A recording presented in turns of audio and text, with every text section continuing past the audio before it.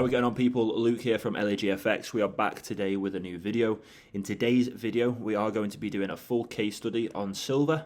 Now, when I say a full case study, what I mean by that is I plan on giving you guys a complete rundown on this market and how I feel price is going to play out over the course of the next few months, weeks and days. Now, this is a great way for you guys to get a better understanding on how I perform a top-down analysis, but on top of that, it gives you guys the opportunity to get involved in both intraday trades as well as scalp-like positions. If you do go on to enjoy this video, don't forget to leave it a thumbs up. All the support you guys provide is very much appreciated. And if you aren't involved in the VIP services, be sure to go down to the description below. Now, with all that being said, let's jump straight into today's case study video. So if you are new to these case study videos, what you need to understand is what I like to do is zoom all the way out, so looking as far back as the weekly time frame, just so we can get a better scope on how this market has performed over the last 100, 200 years. So as you'll see, we've got data here that stems back all the way to the 1970s, where people like ourselves were able to trade the foreign exchange markets, but via paper trading. Now, as time has gone on, we can obviously do things online, and we can analyze and trade these markets from the comfort of our own home. Now, the reason why I like to zoom all the way out, just so I can see the data, is just so, as I say, I can see exactly how this market has performed. And we can see here that price is setting new highs, and it's also protecting the lows. So that tells me that this market is very much bullish, which is understandable considering it is a precious metal. I believe all precious metals, including gold, will always appreciate, and we will see price increase as time goes on. So these precious metals are never going to lose value, essentially. So now that we have a better understanding on this market, and we understand that it is in a bullish phase and it is a bullish market, realistically, we want to be looking for buy opportunities. So we want to be looking for areas of demand. Now, once I've got a full scope of the market, I then like to zoom in and probably look at the last 25 years just to see how, again, how price is performing. And we can see how price is protecting those lows and creating new highs. So if we just look at this market here, and if I draw a path out for you all, you'll notice how we have a low set followed by a high, followed by a higher low, and we expect a new higher high to be created. And as we can see, if we zoom out a little bit, you'll notice that this is clear bullish structure. We have a low followed by a higher low, a high followed by a higher high, or what we think is going to be a higher high. So as you can see, as we go down on time frames, our overall bias is still coinciding with the market that we're looking at. So now that we have a impulse followed by a correction, I do believe that we are now within the next impulsive wave trading us higher. But what we need to find, as I said to you earlier, is a valid demand zone in order to get involved in this market. So what I've done here is highlighted a last sell to buy region. This is considered a valid demand zone, an unmitigated area in price that price needs to come back down to, tap in, clear any remaining demand before trading higher. Price has done that, as we can see. Price tapped into this zone, delivered us with a break of structure, price pulled back, giving us the opportunity to get involved with a refined entry, and we've seen price take off. What we are seeing now is price actually putting in a fractal corrective wave, so price is pulling back before taking us higher. So it's important that we find an area at which we feel price is going to pull back into before taking that next leg, taking us higher in the market. So if we look closely, you'll notice that again, we have a last sell to buy region. This again is an unmitigated last sell to buy region, and this is a valid demand zone that I believe price will trade into before taking us higher. The reason why this is unmitigated is because you can see we have a large red candle followed by a green candle that doesn't come to mitigate this zone in price. So my thoughts are this exactly. I want to see price now continue trading us lower into this zone before taking us up and higher into this market, breaking all previous highs. So what I'm going to do is highlight this zone out for you all, as I feel this is going to be a vital area that we can look to get involved in those buy positions from. So now that I've highlighted this area out for you all, please pause the video and mark this out for yourself. This is on the weekly time frame, and we are looking at this last red candle here on the previous impulsive wave that took place. So now as we go down on time frames, we obviously get a better understanding on what the current structure in the market is doing and how we could have looked to have got involved in this market previously. So you'll see here that price came to set a high, price then came to set a low. This low was then broken, and what we are seeing now is price continuing to trade us lower. So realistically, we could have marked these as a neckline or a break of structure. Once we were delivered with that break of structure, we then wait for price to pull back. Price then pulled back, as you can see, tapping into this last buy to sell region, and then we could have got involved in those sell positions. So that would have been an opportunity that we could have got involved in, trading price lower and into this demand zone. However, now that price is well within this move lower, it is important that if we do get involved in any sell positions, that we are sure to close them when price reaches this area in price.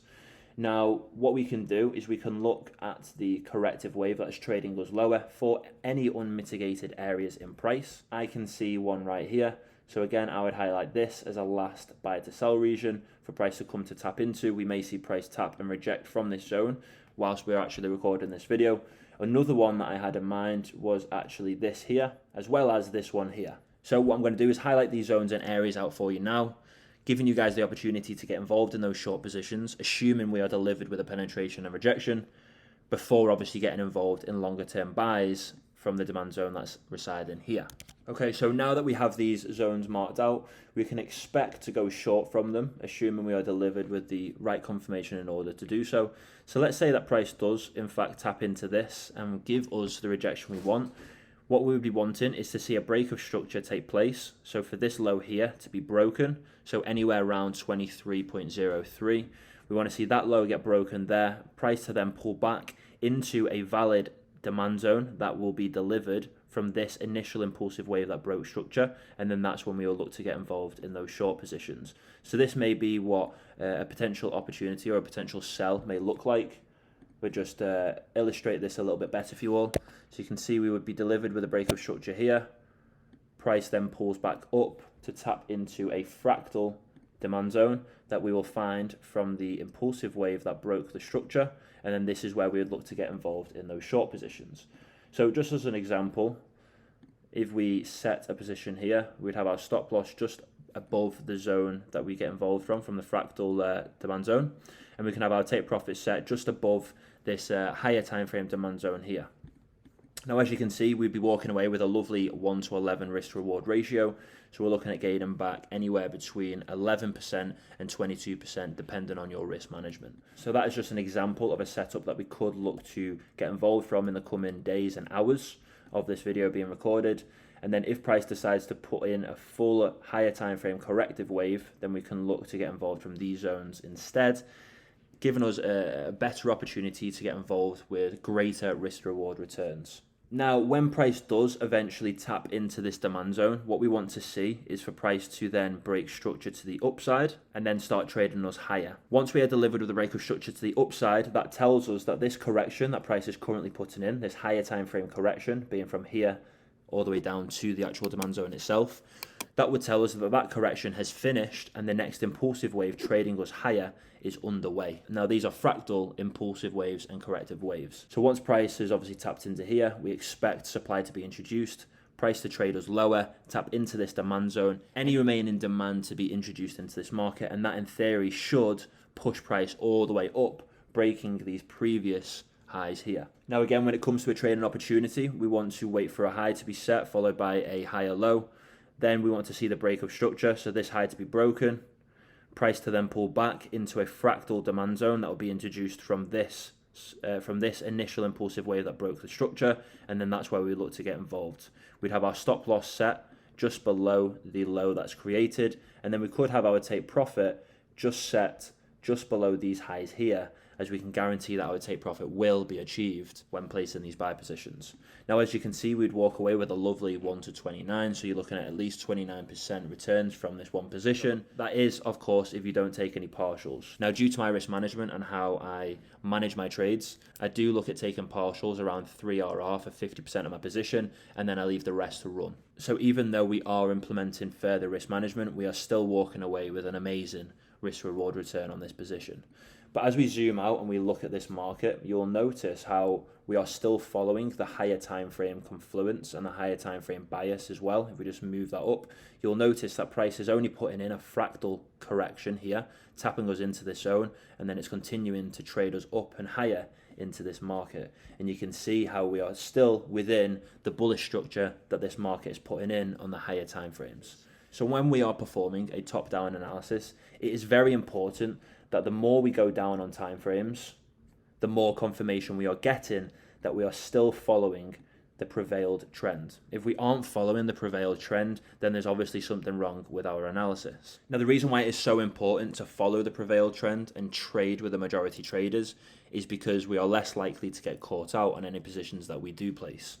So although we can get involved in shorts from here to here, it does come with a little bit of risk, as the overall trend of this market is in fact bullish.